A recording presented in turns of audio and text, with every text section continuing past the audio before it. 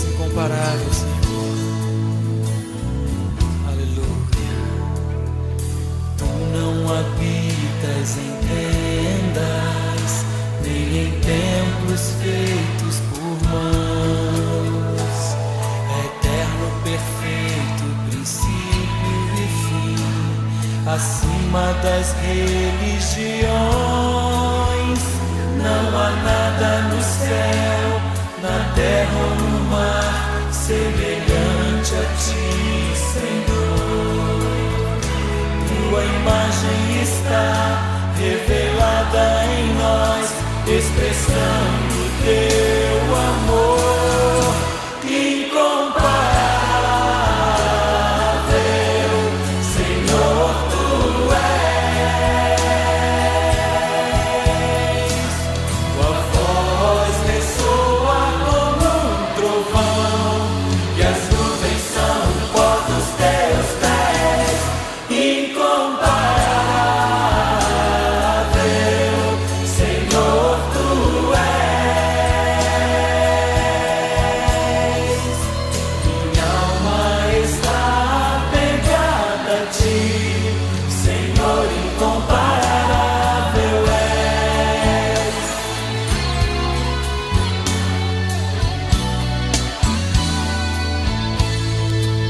Cante mais uma vez. Tu não habitas em tendas, nem em templos feitos por mãos. Tu não habitas em tendas, nem em templos feitos por mãos. Eterno, perfeito, princípio e fim, acima das religiões. Oh, não há nada no céu, na terra ou no mar, semelhante a ti, Senhor. Tua imagem está revelada em nós, expressando teu amor incomparável. Senhor, tu és. Tua voz ressoa como um trovão, e as nuvens são o pó dos teus pés. Incomparável, Senhor, tu és. Diga mais uma vez, tua voz ressoa como um trovão. Ressoa como um trovão, e as nuvens são o pó dos teus pés. Incomparável, Senhor, tu és. Minha alma está apegada a ti, Senhor, incomparável és. Minha alma está apegada a ti, Senhor, incomparável és.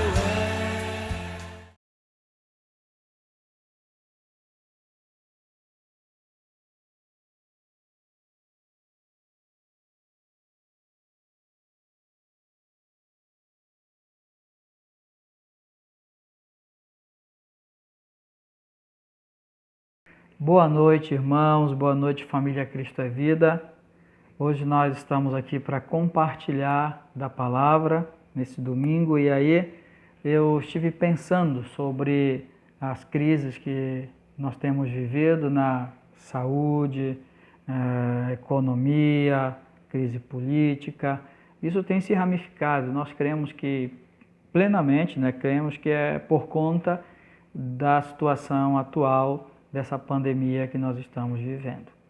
Quando pensei sobre essa crise e resolvi compartilhar alguma coisa com os irmãos hoje à noite, eu pensei inicialmente em Jó e as suas provas, pensei em Noemi e a sua amargura, pensei até mesmo na igreja em Atos e a grande perseguição, não só perseguição, mas uma grande perseguição que os afligiu muito, e aí eles viveram as suas crises.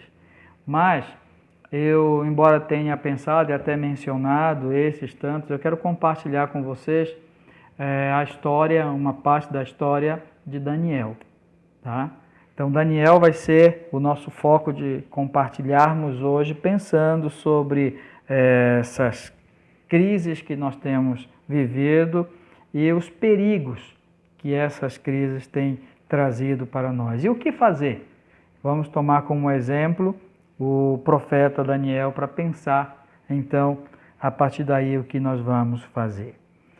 Desde que Deus instituiu o reino de Israel com os 3 primeiros reis, e daí o reino foi dividido depois de Salomão, né? E o reino dividido, o reino de Israel, né?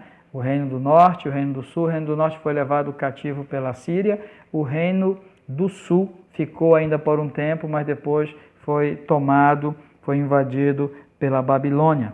E Daniel, então, viveu esse momento do exílio, da invasão babilônica, do exílio, mas ele teve a oportunidade de vivenciar ali na corte, né, da Babilônia, pelo menos por 3 reinados, 3 reis muito importantes, onde houveram ali mudanças muito drásticas. Inclusive começou com o babilônico, o Império Babilônico, depois o Império se tornou Medo e depois o Império Persa. Foi aí os reis Nabucodonosor, Dário e por último Ciro. E Daniel então viveu esse momento. O ambiente, o contexto em que o profeta Daniel estava era um ambiente então de sucessão de reis, tá? Sucessão de poder, sucessão de reis, sucessão de nações que dominavam. E isso trouxe uma instabilidade, uma insegurança, né? Havia naqueles dias uma certa insegurança, uma certa instabilidade, uma certa incerteza. Também, olhando do ponto de vista de Daniel, era um tempo de escravidão, um tempo de opressão e um tempo de grande humilhação para ele e para o povo de Israel, aqueles períodos que ele viveu, aquele era o ambiente que ele estava vivendo. E naturalmente, pela escravidão, né, pelo exílio, ele viveu um tempo de isolamento, separado dos seus pais, separado dos seus amigos, separado da sua terra, em um lugar distante, viveu um isolamento. Que é interessante fazer um paralelo pensando na nossa realidade hoje de isolamento, né, de quarentena, mas deixa isso para frente. Vamos ver então que nesse contexto ele estava na Babilônia. Babilônia que era um centro de muitos ídolos, né? Havia uma série, né, uma grande quantidade de ídolos e consequentemente, parece que anda meio junto também, o culto, né, através de prostituição, a impureza. Aquele foi o ambiente onde eles foram colocados. Né? Eu falo eles, os cativos e naturalmente Daniel, que nós vamos mencionar. E o lugar específico da Babilônia, onde Daniel estava, era o Palácio Real. Ele, com as suas qualidades e as suas propriedades, junto com outros jovens, né, foram levados para servirem perante o rei. E eles estavam então no palácio. O palácio que não era um lugar lá muito bom naquele período. A própria sucessão de reis mostrava isso, porque havia uma grande usurpação de poder, havia corrupção, haviam muitas mentiras e o ambiente não era nada tranquilo, era um ambiente, pelo contrário, muito tenso, né? Tenso, aquele ambiente pesado, onde ele viveu de grandes incertezas, inseguranças, onde as pessoas realmente não podiam confiar uma nas outras. O livro de Daniel todo conta a história de um jovem, de um rapaz, e na sequência da história, embora sejam poucos capítulos, mas são muitos anos, né, de um homem lá na frente, mas que é um exemplo de integridade no meio dessas crises, no meio aí desses perigos que ele vivia. E, embora todo o livro fale sobre isso, eu quero me deter com vocês especificamente no capítulo, né, capítulo 6 do livro do profeta Daniel. Então você pode olhar e aí nós vamos observar em alguns pontos. Eu não vou fazer a leitura total deste capítulo, vamos ler versículos de acordo com aquilo que nós vamos compartilhar aqui. Primeiramente, nós queremos entender e queremos olhar para esse ambiente que Daniel vivia como um ambiente de constante perigo, tá? E aqui eu quero destacar 4 perigos desse ambiente, desse momento, da situação em que ele estava vivendo. O primeiro perigo é o perigo invisível, tá? Então você pode observar comigo, capítulo 6, eu vou mencionar apenas aqui o versículo 4, tá bom? Então, os presidentes e os sátrapas procuravam a ocasião para acusar a Daniel a respeito do reino. Nem vou ler todo o texto, mas aqui eles procuravam ocasião para acusar Daniel, ou seja, era um perigo invisível. Eles, na verdade, Daniel, na verdade, não percebia, ainda estava uma coisa sendo feita na surdina, né? Um perigo invisível. E lembrei que nós também vivemos nesses dias esse perigo invisível, né? O coronavírus, né? Algo que não se vê, não se sabe onde está e tem que se cuidar de toda forma. Mas não quero fazer um paralelo catedrático aqui, um paralelo, né? Vamos dizer, bíblico dessa forma, mas pensar Daniel vivendo esse momento. E como o livro de Daniel tem um conteúdo messiânico muito grande, muito importante também, eu só quero fazer menção desse texto aqui, poucas palavras que nós lemos aqui, que fala que aqueles inimigos, vamos colocar assim, inimigos de Daniel, eles buscavam uma ocasião para acusar. Isso nos lembra de quem, né? Lembra do nosso Senhor, que também viveu esse perigo, vamos dizer assim, invisível, mas é claro que o Senhor conhecia os intentos, né, dos seus discípulos, dos sacerdotes, até de Pilatos, conhecia os intentos, não era tão invisível para o Senhor nesse sentido. Mas havia um perigo invisível do qual Daniel não estava consciente naquele primeiro momento. Depois nós vemos aqui o perigo revelado.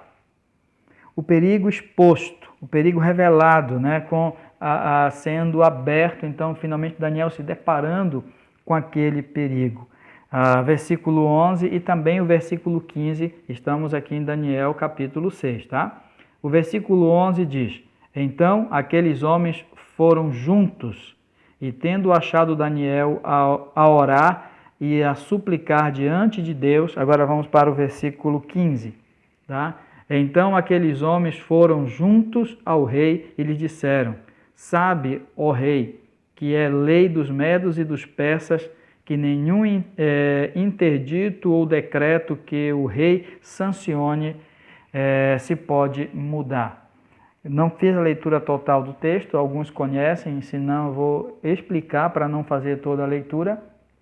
Mas aqui esses homens que disfarçadamente, invisivelmente, né, estavam tramando contra Daniel, eles levam o rei, né, o rei Dário, a fazer um decreto no qual, por 30 dias, quem orasse, clamasse a outro que não fosse ao rei, deveria ser lançado na cova dos leões. Então, finalmente, aquilo que era um perigo invisível passou a ser totalmente exposto, totalmente revelado, porque primeiro aquelas pessoas foram na casa de Daniel, foram no quarto de Daniel, viram Daniel e Daniel viu aquele perigo de perto. Depois se tornou público quando eles vão com o rei Dário, e eles anunciam, né, ali o crime, vamos colocar dessa forma, que Daniel havia cometido. Então, para Daniel, aquele perigo agora era aberto, era visível, era muito claro. Nós sabemos que tem coisas das quais nós não vemos, mas tem perigos dos quais nós sabemos, e aí nós temos que cuidar, temos que observar na nossa própria vida. Além dos perigos invisíveis e revelados, nós vemos também o perigo das vozes. Inclusive, eu faço aqui um paralelo do que eu tenho compartilhado no culto da família, nas quartas-feiras, né? As vozes, eu ouvi a voz do pastor e não reconheci a voz do estranho, como eu tenho falado lá em João capítulo 10. Mas aqui no versículo 13, o perigo das vozes é muito interessante nós observarmos. Capítulo 6, tá? Acompanhe comigo aí o versículo 13. Então responderam e disseram ao rei: Esse Daniel, que é dos exilados de Judá, não faz caso de ti, ó rei, nem do interdito que assinaste. Antes, 3 vezes por dia faz sua oração. Nós vemos aqui 2 palavras que eu quero destacar, muito interessantes, que são palavras que poderiam incomodar, poderiam trazer um perigo, vamos colocar dessa forma. Primeiro é a palavra discriminatória, difamatória, no sentido de dizer esse judeu, né? esse de Judá, esse exilado, desprezando, né, desdenhando de Daniel. Ele poderia se sentir menosprezado por essa palavra. Depois nós vemos a outra palavra que é uma mentira. É uma mentira. Quando ele diz que não faz caso de ti. Ou seja, Daniel, ele era alguém que se importava e ele trabalhava muito em favor do rei. E aqui nós vemos esses inimigos de Daniel verbalizando uma mentira contra Daniel. O perigo das vozes, né? O que essas vozes poderiam produzir no coração de Daniel, que já vivia em um mundo perigoso, vivia em um mundo de crise, né? Então as vozes, elas podem sim trazer para nós prejuízo naquilo que nós ouvimos. Devemos então atentar, devemos então cuidar nesse sentido. Nós podemos ver ainda que além do perigos invisíveis, perigos revelados e perigo de vozes, nós vemos também o perigo da própria morte. Esse poderíamos colocar então como grande perigo, né? O perigo maior. Versículo 7, capítulo 6, tá? Onde nós estamos, diz: todos os presidentes do reino, os prefeitos, os sátrapas, conselheiros e governadores concordam em que o rei estabeleça um decreto e faça firme o interdito de que todo homem que por espaço de 30 dias fizer petição a qualquer deus ou a qualquer homem e não a ti, ó rei, seja lançado na cova dos leões. Poderia continuar lendo essa questão do perigo de morte, né? Como eu mencionei, tem o versículo 16 e 17, mas eu vou deixar, nós não vamos lê-lo agora por causa do nosso tempo mesmo. Mas aqui é o perigo de morte, uma cova, né? O que é uma cova, né? Senão já é algo perigoso, algo arriscado, algo de morte. E lá na cova, as feras. Então, um grande perigo de morte. Nesses dias, particularmente pensando na nossa realidade aqui em Benevides, aqui nesse nosso contexto, nós temos visto muito sofrimento de pessoas relacionado à morte. Pessoas de luto, pessoas que têm sofrido, e parece que a cada momento nós vemos a ameaça da morte perto, né, próximo. E aqui nós encontramos então, nesse contexto da vida de Daniel, o grande perigo da cova, o grande perigo das feras, o grande perigo da morte. Como Daniel se manteve íntegro? Como ele se manteve firme no meio de tantos perigos, no meio de tanta situação indesejável? O que foi que Daniel então fez? Quero então fechar esse estudo com vocês, colocando como conselho, colocando como exemplo em Daniel, tá? 3 atitudes que na verdade ele não tomou. Não é que ele tomou, é que ele não tomou. Foram 3 atitudes que ele não tomou. Primeiro, Daniel não se corrompeu. Se você quiser e puder olhar lá no primeiro capítulo desse livro de Daniel, versículo 8, diz que ele decidiu firmemente no coração não se contaminar. Ele não se corrompeu, e isso foi um propósito desde o início. Os anos de cativeiro babilônico foram 70 anos, e Daniel praticamente viveu todos esses anos. Vários reis sucederam e ele continuou ali servindo no palácio real. E mesmo assim, ele não se corrompeu durante aquele tempo. Tá? Foram 3 reinos, na verdade, né?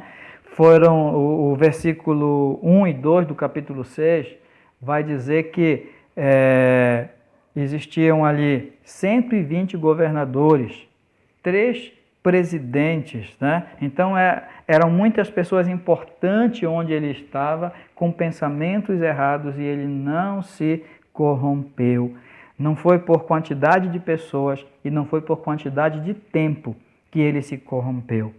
E aí vem a pergunta, né, para que nós possamos pensar. Essa crise em 30 dias, 30 e tantos dias, né? Essa crise, ela tem feito você se corromper? Ela tem feito você pecar? Essa crise tem feito você mudar? 70 anos Daniel não mudou. Convivendo com centenas de pessoas corrompidas, ele não se corrompeu.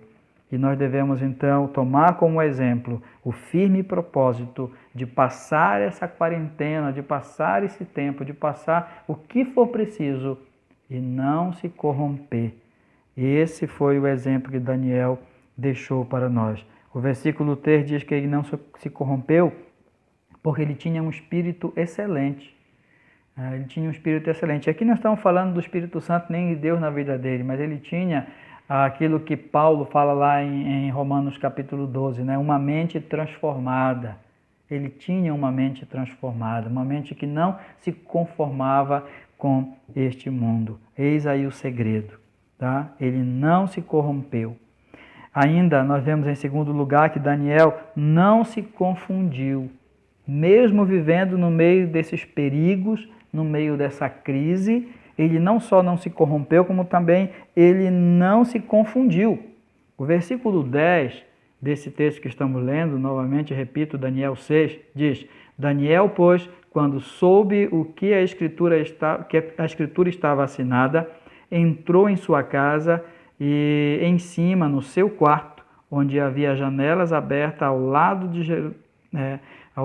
do lado de Jerusalém, 3 vezes por dia se punha de joelhos e orava, e dava graças diante de Deus, como costumava fazer. O que quer dizer não se confundiu? Quer dizer que ele não saiu desesperado, desnorteado. Ele ouviu aquela informação: olha, você vai ser lançado na cova dos leões. E ele não se corrompeu, ele não se confundiu. Ele não ficou desnorteado quando ele soube do que viria a acontecer com ele. Pelo contrário, ele foi exatamente para a casa dele. Ele voltou para sua casa, diz no texto. Ele foi para casa. Ele não saiu na rua andando de um lado para o outro e se perdeu por causa do desespero, do perigo ou das crises. Não, ele não se perdeu, ele não se confundiu, tá? Ele entrou na sua casa, ele entrou e ficou de frente para uma janela que dava para Jerusalém. Observe comigo, eu quero convidar vocês a lerem primeiro livro de Reis.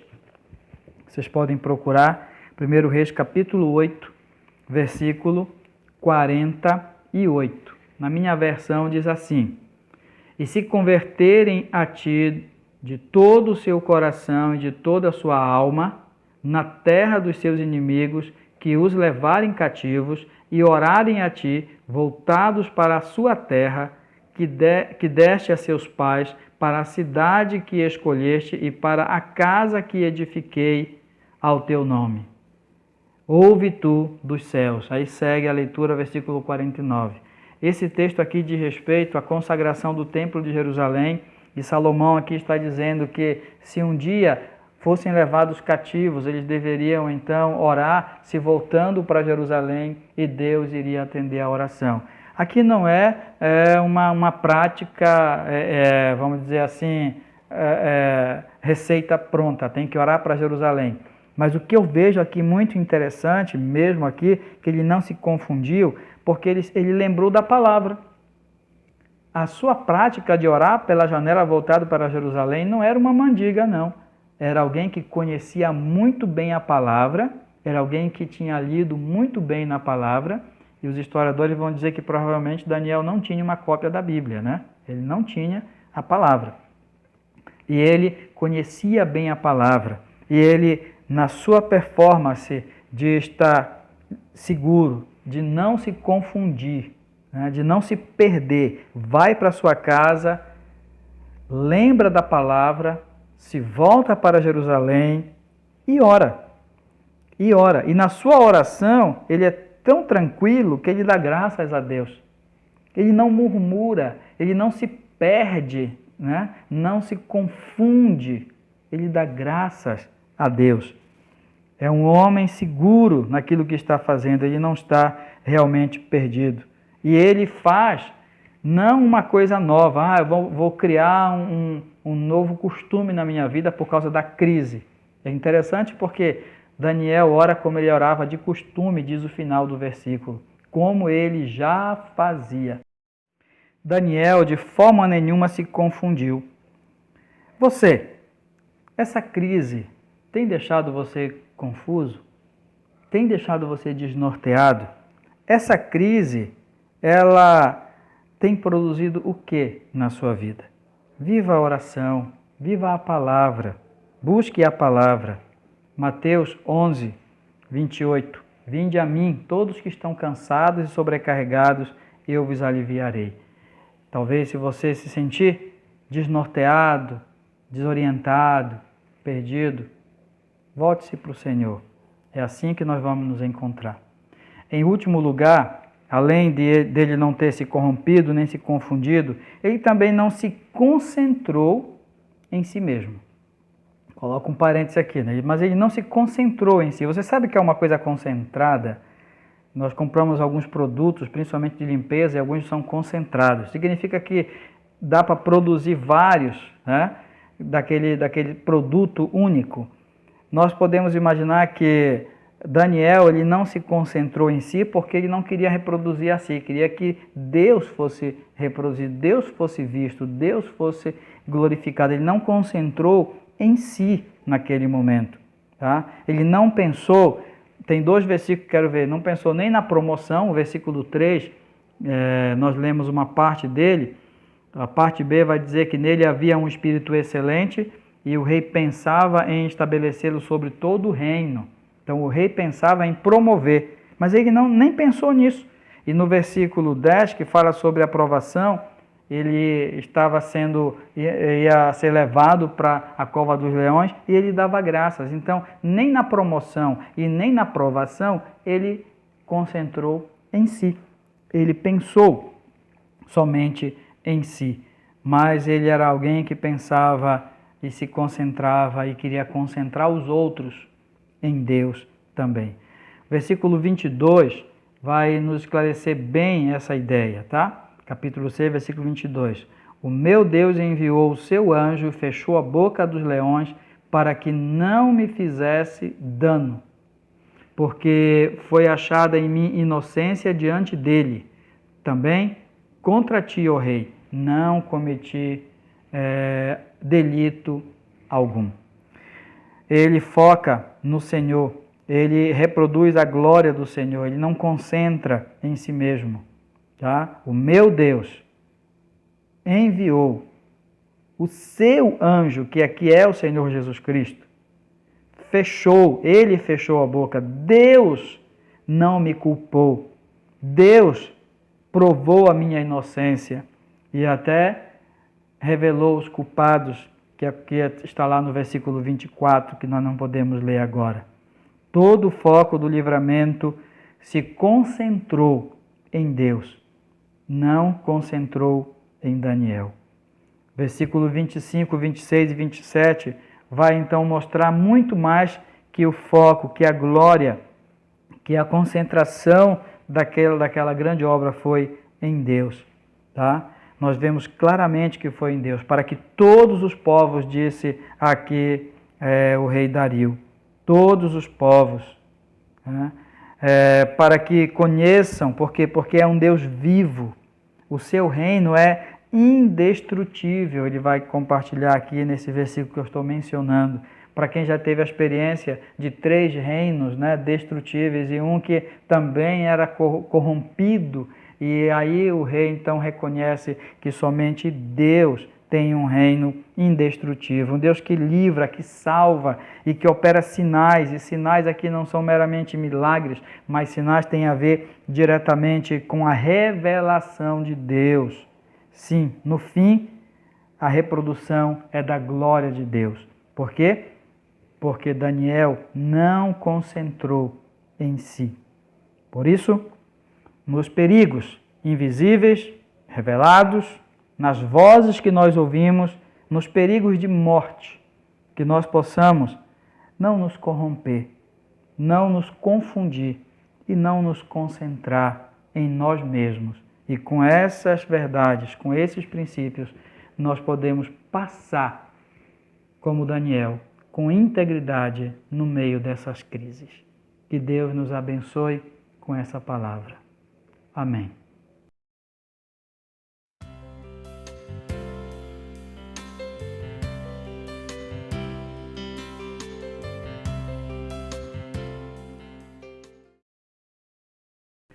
Muito bem, meus irmãos, voltamos então para agradecer. Agradeço muito a presença dos irmãos assistindo, né, em casa. A nossa oração é que Deus abençoe vocês nesses nossos cultos, mesmo assim à distância. Não só a nossa Igreja Cristo é Vida, mas também há outros irmãos que têm assistido, que têm compartilhado, que Deus possa de fato abençoar cada um. Quarta-feira, nosso culto da família, nós vamos fechar o estudo lá do Bom Pastor, João capítulo 10, tá? O encerramento. Então, a partir das 19, 19h30, os irmãos estarão recebendo lá já o vídeo para se reunir com as suas famílias. Nós vamos então só orar, agradecendo a Deus, pedindo sua bênção para esta semana, que nesta semana e nesses dias o Senhor nos ajude, o Senhor nos guarde com esses perigos e essas crises que temos visto, temos observado e temos vivido de certa forma. E que nessas crises nós possamos saber nos portar, saber nos comportar. Cuidado para não se contaminar, não se confundir e não concentrar em nós mesmos como se a história fosse nossa, porque na verdade é a história do Senhor. Vamos orar? Santo Deus e Pai, muito obrigado pelo tempo que passamos juntos como família, nos nossos lares, atentando à Tua boa palavra, celebrando, cantando ao Senhor. Muito obrigado, Pai. Abençoa, Senhor, as nossas crianças, os nossos adolescentes e jovens. Abençoa, Senhor, os casais e assim cada homem e mulher dentro das suas circunstâncias. Abençoa a nossa igreja e os nossos irmãos que têm nos assistido, Pai.